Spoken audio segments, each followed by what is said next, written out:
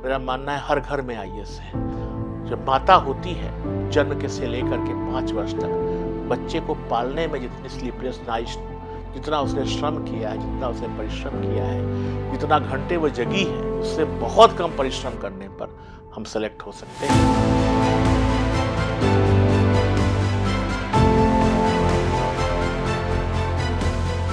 नमस्कार, मेरा नाम गिरिवर दयाल सिंह है। मैं भारतीय प्रशासनिक सेवा 2008 बैच का बिहार कैडर का ऑफिसर हूँ। मैं अपने बारे में कुछ बताऊंगा जो हमारे युवा हैं उनके लिए भी है, जो हमारे नए पदाधिकारी हैं उनके लिए भी। मेरा जन्म सोनभद्र जिला जो उत्तर प्रदेश में अवस्थित है वहाँ हुआ था, और वहाँ से लेकर के बनारस और बनारस से लेकर के लखनऊ तक की जो पढ़ाई हुई है वो निश्चित रूप से एक संघर्ष की कहानी है। हमारे जो जन्म होता है हम सभी का, सब लोग ग्रामीण परिवेश से आते हैं और वहाँ से एक सामान्य से विद्यालय से पढ़ते हुए, और उसके बाद आप सब लोग जानते हैं कि हिंदी माध्यम उत्तर प्रदेश में और बिहार जैसे इलाके में हिंदी माध्यम का महत्व होता है। उस समय में लोग पढ़ते थे, तो हिंदी माध्यम से मेरी पढ़ाई हुई और हिंदी माध्यम से पढ़ते हुए मैंने हाई स्कूल जो परीक्षा थी उसमें 5वां स्थान प्राप्त किया। हिंदी विषय और वे सर्वाधिक अंक प्राप्त करने के कारण पंडित कृष्ण बिहारी वाजपेयी पुरस्कार, जो श्रद्धेय अटल बिहारी वाजपेयी जी के पिताजी के नाम था, वो प्राप्त हुआ। उसके बाद मैंने ग्रेजुएशन लखनऊ यूनिवर्सिटी से किया और वर्ष 2008 में भारतीय प्रशासनिक सेवा में चयनित हुआ और मुझे बिहार कैडर में सेवा करने का मौका मिला। काफ़ी लंबी कहानी है। पूर्णिया जिले से शुरू होती है प्रोबेशनर के रूप में। उसके बाद फॉरबिसगंज में सब डिविजनल ऑफिसर के रूप में मेरा पदस्थापन हुआ। काफ़ी कार्य हुए वहाँ पर। नेपाल की सीमा पर लगता हुआ यह सब डिवीज़न है। काफ़ी अधिक जो है अतिक्रमण के मामले वहाँ होते थे।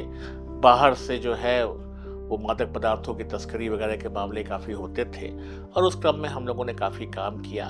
उसके बाद गया जी में मुझे काम करने का अवसर मिला एज उप विकास आयुक्त, और वहाँ पर भी पितृपक्ष मेला विभिन्न, आप जानते हैं कि बोधगया बहुत महत्वपूर्ण जगह है, जो बहुत सारे धर्म के लोग, विशेष रूप से बौद्ध धर्म के लोग विभिन्न देशों से आते हैं। तो वहाँ पे मैं लगभग 2 वर्ष तक रहा और मुझे वहाँ सेवा करने का मौका मिला।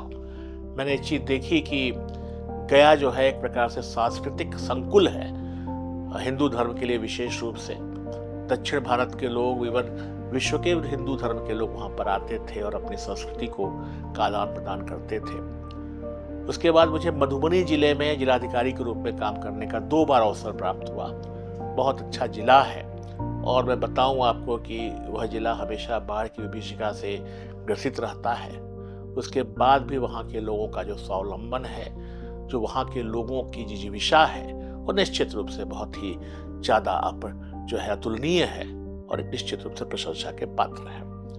वहाँ पर हम लोगों ने ही अपने कार्यकाल में जो है जिला स्तरीय अस्पताल, वहाँ पर जो है मेडिकल कॉलेज, वहाँ पर जो है इंजीनियरिंग कॉलेज के लिए हम लोगों ने ज़मीन चिन्हित की, और मुझे खुशी है कि अब मधुबनी में इंजीनियरिंग कॉलेज और मेडिकल कॉलेज वहाँ पे बन गया है, और वहाँ के भी छात्र छात्राएँ जो हैं उसका लाभ ले रहे हैं।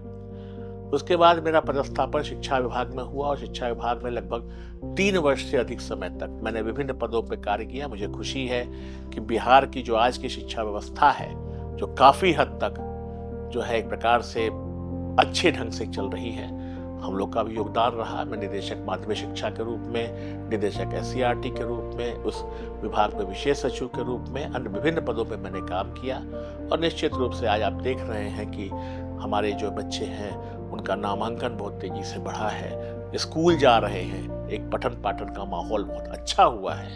ये काफ़ी खुशी की बात है।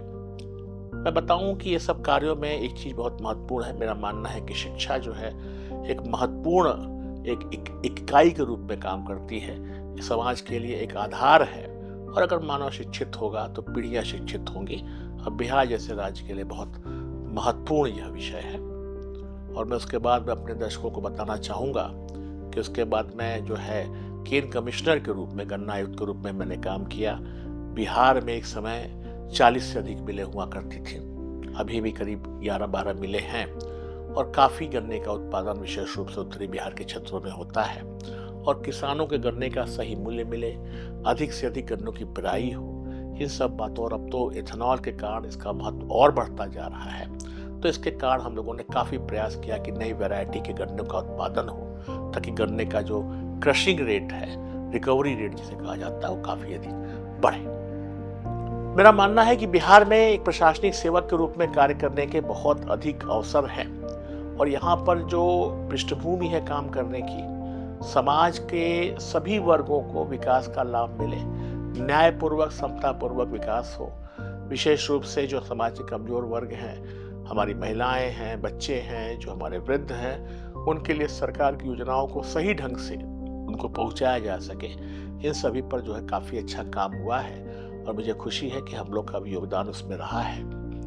वर्तमान में मैं सचिव राजस्व परिषद के रूप में काम कर रहा हूँ। आप सब लोग जानते हैं कि बिहार में अभी जो है, जो हमारी ज़मीनें हैं उनके सर्वे का काम चल रहा है। किसानों को सही ढंग से उनकी ज़मीनों का जो है वितरण हो, नामांतरण सही ढंग से हो, जो उनकी भी ज़मीनें हैं उनको सही ढंग से उनका नामांतरण किया जा सके, रिकॉर्ड्स पे उनका नाम हो। ये सब चीज़ें यहाँ पे चल रही हैं, और निश्चित रूप से ये सभी जो कार्य हैं वो आने वाले समय में बिहार को सामाजिक और आर्थिक रूप से एक नए पायदान पर पहुँचाने के लिए लाभकारी होंगे। शुरू से ही मेरे घर में हम लोग 2 भाई हैं, और शुरू से ही पठन पाठन का माहौल रहा। मैं तो आपको बताऊं कि जब 92 से, जब मैं क्लास 8 में था, तब से लेकर के 2008 में मेरा सिलेक्शन हुआ, तो उतने करीब जो है 16 वर्ष तक मेरे घर में टीवी नहीं चली। और मेरे पिताजी, मुझे याद है कि हमारे यहाँ एक रेडियो हुआ करता था, और उसमें विविध भारती में हवा महल एक कार्यक्रम आता था। तो हवा महल हम लोग सुनते थे, और चूंकि हम लोग यूपी में, तो आप जानते हैं कि इंग्लिश थोड़ा सा और अच्छी करनी होती थी, तो पहले हिंदी का न्यूज़ सुनते थे और उसके बाद हम लोग इंग्लिश की न्यूज़ सुनते थे।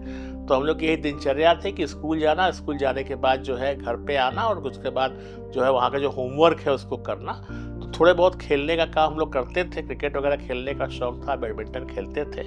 लेकिन मेरे पिताजी कहते थे कि जैसे अर्जुन का स्वयंवर में अर्जुन को मछली की आंख दिखी, तो वैसे ही आपको भी जो है मेड में अपना स्थान दिखना चाहिए। तो शुरू से ही मेरे पिताजी की इच्छा थी कि मैं सिविल सेवा में आऊं, और मुझे खुशी है कि मैंने उस इच्छा को पूरा किया, और एक संयमित ढंग से। मेरा मानना है कि बैकग्राउंड बहुत महत्वपूर्ण होता है। अगर आप छोटे क्लास का अर्थ है क्लास 6 से लेकर के क्लास 10 तक या 12 तक अपना जो है बैकग्राउंड अच्छा रखते हैं, कॉन्सेप्चुअल क्लैरिटी आपके अंदर अगर होती है, तो निश्चित रूप से आप बहुत अच्छा कर सकते हैं। और मेरा मानना है कि समय का सदुपयोग करना बहुत ज़रूरी है। तो उस ढंग से हम लोग पढ़ते थे। और मैं बताऊं आपकी 16 मई 2008 को हमारा रिजल्ट आया था, और इस बार रिजल्ट काफ़ी लेट हो गया था, तो 18 मई को प्रीलिम्स भी था। तो हम लोग अगली प्रीलिम्स की तैयारी भी कर रहे थे। और मुझे याद है कि हमारे एक मित्र जो थे, उस समय तो नेटवर्क काफ़ी स्लो चलता था, तो यूपीएससी संघ लोक सेवा आयोग के जो गेट है वहाँ पर जा करके मैंने भेजा था उनको कि जाके देख के आइए। और बड़ी खुशी हुई जब उन्होंने कहा कि आपका सिलेक्शन हो गया है। जब उन्होंने कहा 51वां रैंक है, तो मुझे तो विश्वास ही नहीं हुआ। मुझे लगा कि 151 या 251 बोल रहे हैं। बाद में उन्होंने क्लियर किया। और उस समय मैं आपको बताऊं कि जो मेरी माता जी, वो समझ नहीं पा रहे थे कि 51वीं रैंक का मतलब क्या है। हम लोग तो समझ रहे थे, लेकिन उनकी आंखों में जो खुशी के आंसू थे, तो वो खुशी हमने आज तक नहीं देखी है। तो मैं आने वाले अपने श्रोताओं को भी यही कहूँगा कि आने वाले समय में आप जो तैयारी कर रहे हैं, तो कम से कम अपनी माता जी के लिए करिए। जो खुशी के आंसू होंगे, that will be the biggest gift जो आप किसी को दे सकते हैं। और निश्चित रूप से आने वाले समय जो है वो समाज जो सिविल सेवाएं हैं उसके लिए बहुत महत्वपूर्ण होगा। प्रशासनिक सेवा के लोग जो सिविल सर्वेंट्स हैं, वो देश के निर्माण में अपना महत्वपूर्ण भूमिका निभाएंगे। और आने वाले समय में जब सरकार और जो देश के जो काम है वो और विविध होंगे, उनका जो दायरा है वो बढ़ेगा, तो ऐसे समय में सिविल सेवकों की भूमिका और बढ़ेगी। जो भी हमारी बातों को सुन रहे हैं, जो विद्यार्थी, जो श्रोता जो सिविल सेवा की तैयारी कर रहे हैं, उनको शुभकामनाएं भी दूंगा। और मैं इतना ही कहूँगा कि समुंदर कितना भी गहरा हो, पैर जमाए रखिए, और तूफान कितना भी तेज हो, हाथ उठाए रखिए। अरे कौन कहता है कि छन्नी में बर्फ नहीं जमती, बस ठंड आने तक हाथ लगाए रखिए। तो जैसे आप जो है छन्नी पे अगर हाथ लगाए रखिए और ठंड आ जाए तो बर्फ जम जाएगी, तो ये परिश्रम को दिखाता है। उसी प्रकार का परिश्रम आपका होना है। और हमेशा मेरा मानना है कि अगर कोई काम सफल नहीं हो पाता है, तो उसका अर्थ है हमने तैयारी ठीक से नहीं की, उसके लिए प्रयास ठीक से नहीं किया।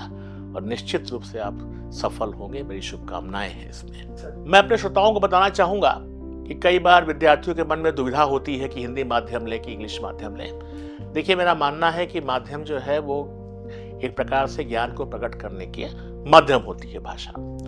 हिंदी इंग्लिश का कोई महत्व नहीं है। मेरा मानना है कि जब आप once you develop your brain it can be utilized anywhere. आपकी कोई भी भाषा हो सकती है, आप उसमें सटीकता के साथ, कोई ग्रामेटिकल मिस्टेक ना हो, भाषा की शुद्धता होनी चाहिए और उसी के आधार पर जो है आप काम करें। इस बात का आज मैं मानने को तैयार नहीं हूं कि इंग्लिश मीडियम या हिंदी मीडियम को कोई विवाद होता है। आप किसी भी माध्यम में प्रयास करें, पूरी तन्मयता के साथ उस भाषा के कॉन्सेप्चुअल क्लैरिटी जो होती है, उसके बारे में जो चीज़ें होती हैं, किसी प्रकार का जो है वो ग्रामेटिकल मिस्टेक्स आप ना करें। इन सबको लेके आप चलेंगे तो निश्चित रूप से हिंदी भाषा में भी आप, माध्यम में भी आप सेलेक्ट होंगे। और ऐसे बहुत सारे उदाहरण हैं जहाँ पर आज भी विद्यार्थी हमारे सेलेक्ट होते हैं। यह एक प्रकार की भ्रांति है।